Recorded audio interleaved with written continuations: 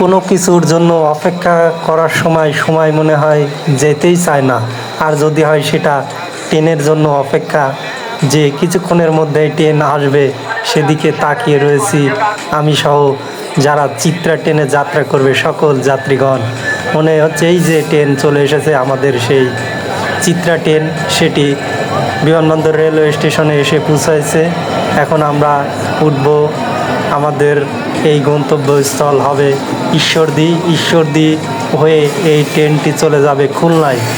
এভাবে প্রতিদিন এই ট্রেনটি আবার খুলনা থেকে ঢাকার উদ্দেশ্যে আসে, আবার ঢাকা থেকে খুলনার উদ্দেশ্যে রওনা করে থাকে চিত্রা এক্সপ্রেস ট্রেন।